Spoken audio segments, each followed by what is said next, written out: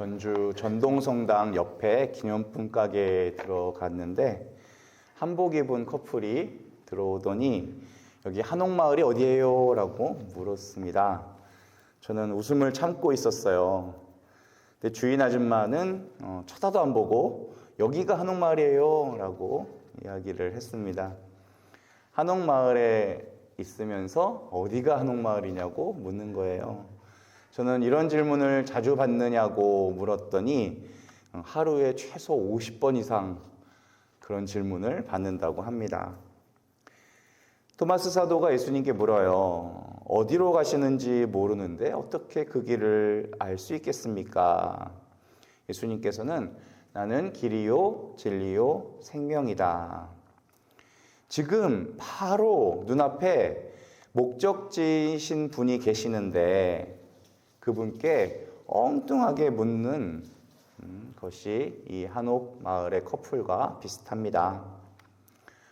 신앙생활의 핵심을 서술하시오 라는 시험 문제가 나오면 어떻게 하면 좋을까요? 예수님을 잘 믿는 것? 네. 믿는 것도 좋은 답이겠지만 그것보다는 예수님을 잘 따르는 것. 네, 맞아요. 네, 그게 더 정확한 표현이 같습니다. 예수님을 믿는 것은 머리로 인정하는 것 같은 느낌인데 예수님을 따르는 것은 몸도 움직이는 거죠. 그래서 결국 예수님을 닮아가는 거.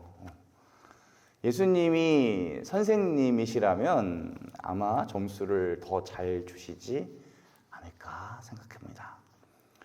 고린토일서 9장에는 바오로 사도의 이런 말씀이 있어요. 나는 목표가 없는 것처럼 달리지 않습니다. 허공을 치는 것처럼 권투를 하지 않습니다.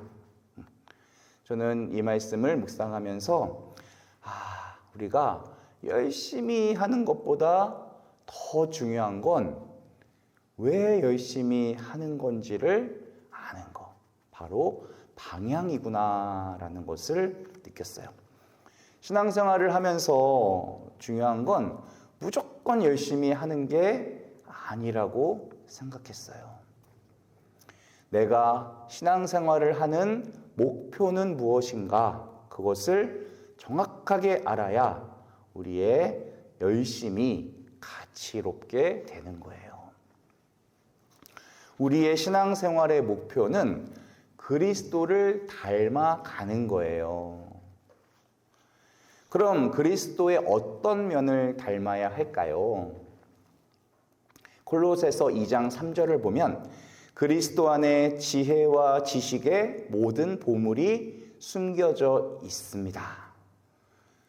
그분만이 참 지혜이시고 세상 온갖 지식이 그 안에 있다는 거예요.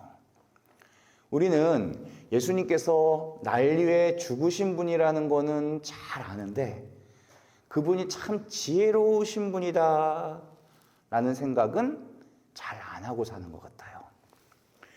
우리 인생에서 힘들게 찾은 답들이 있어요. 그렇지만 그것들은 다 일시적인 것들이고 정말 근본적인 해답은 우리가 예수님을 닮아갈 때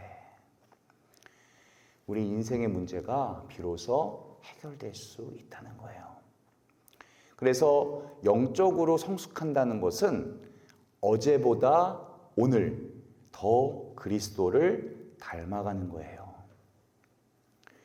사업 잘 되게 해달라고 그냥 건강하게 해달라고 하는 때에 초점이 맞춰져 있으면 신앙생활을 하면 할수록 열심히 할수록 더 공허해지고 열매는 안 맺히게 되는 거예요. 하느님께서 우리를 만드실 때 우리를 바른 관계를 맺도록 만드셨어요.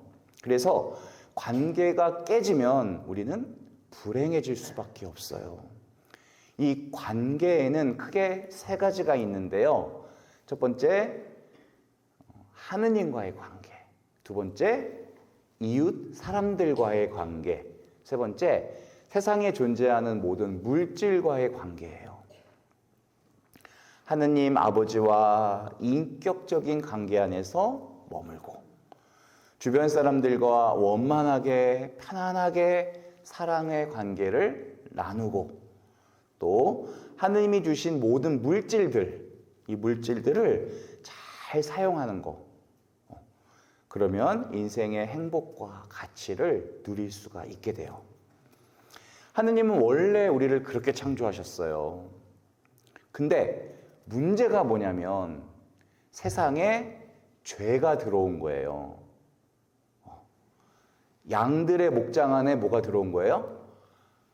늑대가 들어온 거예요. 이 죄는 어떻게 시작되느냐? 어느 할머니께서 예비자 교리를 시작하셨어요.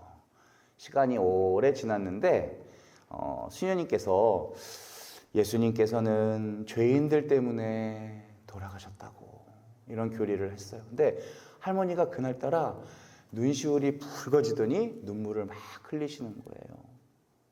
수녀님께서 할머니께서 이제 예수님의 사랑을 깊이 느끼셨구나 생각하면서 신부님께도 말씀을 드렸어요.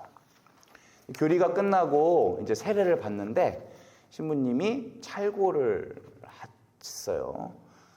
그 기억이 나서 할머니 예수님은 누구 때문에 돌아가셨어요? 라고 물었어요. 그랬더니 할머니께서는 땅이 꺼져가 한숨을 푹 쉬면서 우리 며느리년 때문에 돌아가셨어요. 라고 말씀을 하시더래요. 네. 우리 죄는 자기 중심성에서부터 시작돼요. 자기를 세상의 중심으로, 나를 세상의 주인으로 생각하는 거예요. 이것 때문에 관계들이 다 끊어집니다. 자기를 주인으로 생각하기 시작하면 하느님과의 관계도 끝나고 사람과의 관계, 물질과의 관계도 깨지게 되어 있어요. 우리가 살면서 갈등이 있고 어려움이 생기는 이유가 바로 여기 있어요. 하느님이 원래 의도하신 관계는요, 하느님을 신뢰하고 믿고 사람을 사랑하고 물질을 잘 이용하는 거예요. 그런데 죄가 어떻게 이걸 바꿔놨냐면 하느님을 무시하고 사람들을 이용하고 물질을 사랑하게 만들어놨어요. 아주 뒤죽박죽 돼버린 거예요. 그래서 성경이 말하는 타락은 바로 관계를 엉뚱하게 맺고 있다, 이런 거예요. 신뢰의 대상과 사랑의 대상과 이용의 대상이 다 뒤바뀌어 버린 거, 이게 타락이에요. 죄가 만들어낸 이런 관계성 속에서는 사람은 절대 행복할 수가 없다. 이게 성경이 말하는 주장이에요. 이런 뒤틀린 관계 속에서 우리가 아무리 많이 벌어도 아무리 높게 올라가도 문제들을 다 해결하면서 산다 하더라도 평안할 수가 없다. 하느님의 의도가 깨졌기 때문에 그래요. 그럼 반대로 성경이 말하는 구원의 핵심은 간단하게 말해서 본질로 돌아가는 거, 하느님이 의도하셨던 관계로 돌아가는 걸 말해요. 그래서 우리는 예수님의 피로, 그리스도의 십자가로 죄가 다 사해지고 하느님과의 관계가 회복됐어요.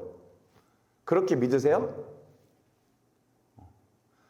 그런데 여러분, 이게 끝이 아니에요.